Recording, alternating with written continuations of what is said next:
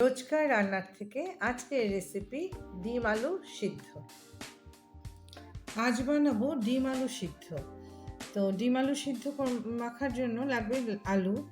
এই আলুটা নতুন আলুগুলো একটু আঠালো হয়, তো সিদ্ধ মাখতে একটু টেস্টও ভালো হয়।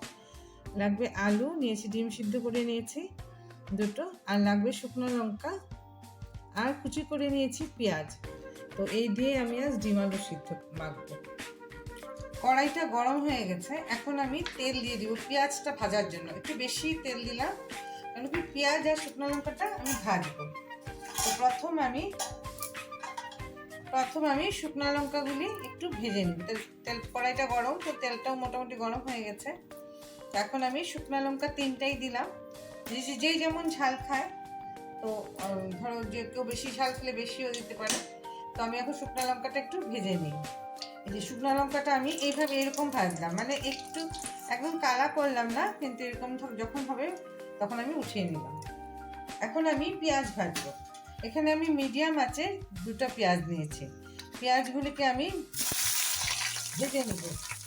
মিডিয়াম আঁচে পেঁয়াজগুলি ভাজতে লাগবে, কেন কি বেশি করে হাই ফ্লেমে দিলে উপরটা কালো হয়ে পড়ে যাবে, কিন্তু ভিতরটা সুন্দর করে ভাজা হবে না। তো আমি এখন মিডিয়াম আঁচে পেঁয়াজগুলি একটু ভেজে নিই। এই পেঁয়াজটা দেখো লালচে লালচে করে ভাজা হয়েছে। একদম কালা করে ভাজতে হয় না, এরকম করে যখন ভাজা হয় তখন আমি পেঁয়াজটা উঠিয়ে নিই। এইরকম ভাজাটা হবে, একদম বেশি কালো না, সাদাটাও থাকবে না, কিন্তু ভাজা একটা সুন্দর গন্ধ হবে। তা আমি এখন পেঁয়াজ ভাজাগুলি উঠিয়ে নিই। এখন আমি আলু সিদ্ধটা মাখবো। তো প্রথম আমি এখানে নিয়ে নিলাম শুকনো লঙ্কাটা। এটা কিন্তু হাত দিয়েই মাখতে লাগবে, ওটা হাত দিয়ে না মাখলে ভালো লাগে না। আর দিয়ে দিলাম স্বাদ মতন লবণ। তো লঙ্কাটা আর লবণটা আমি খুব ভালো করে আগে মেখে নিই, কেন কি লঙ্কাটা নয়তো ভালো করে যদি না মিশে ভাঙে, ঝালটাও বেরোবে না আর লঙ্কা ভাজার গন্ধটাও বেরোবে না। তো আমি লঙ্কাটা ভেজে নিলাম, আর এখন আমি তাতে দিয়ে দিব এই যে ভাজা পেঁয়াজটা। কি সুন্দর গন্ধ বেরিয়েছে গো পেঁয়াজ ভাজার। তো আর একটু পেঁয়াজ ভাজা রেখে দিলাম, উপরে দিয়ে দিব। আমরা কাঁচা পেঁয়াজ দিয়েও করতে পারি, কিন্তু এরকম ভাজা পেঁয়াজ দিয়ে এরকম মেখে করে দেখো, এত ভালো লাগবে গরম ভাতে, আর কিছু লাগবেই না। আবার এই লঙ্কাটা পেঁয়াজ লবণ এরকম ভালো করে একটু মেখে নিলাম। এটা কিন্তু হাত দিয়েই মাখতে লাগবে, এটা আর কোনো উপায় নাই। আর তাতে এখন দিয়ে দেব আলু সিদ্ধগুলি। এই দেখো, এই নতুন আলু যে জলজলা ভাব নেই, কি সুন্দর টাইট হয়েছে। জলজলা আলু সিদ্ধ ভালোও লাগে না। তো এইভাবে আলুটা সুন্দর করে একদম মিহি করে মেখে নেব।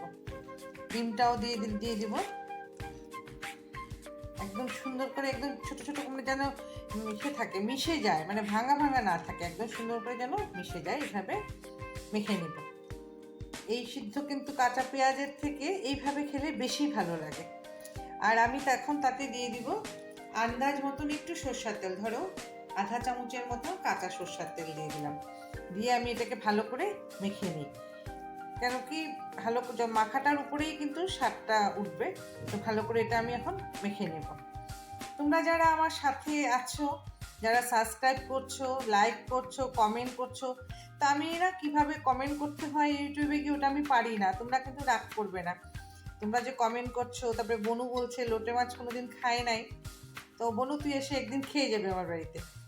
তো তোমাদের সবাইকে ধন্যবাদ, তোমরা আমার সাথে আছো বলেই কিন্তু আমি আজ এই 1 বছর ধরে করছি। তা আমি এখন এটা ভালো করে মেখে নেই, তারপরে দেখাই। এই যে এইভাবে আমি নরম করে আলু আর ডিম সিদ্ধটা মেখে নিলাম। এখন আমি এটার উপরে এরকম অল্প অল্প হালকা হালকা একটু পেঁয়াজ ভাজা দিয়ে দিই। এই আমার কমপ্লিট হয়ে গেল আলু ডিম সিদ্ধ মাখাটা।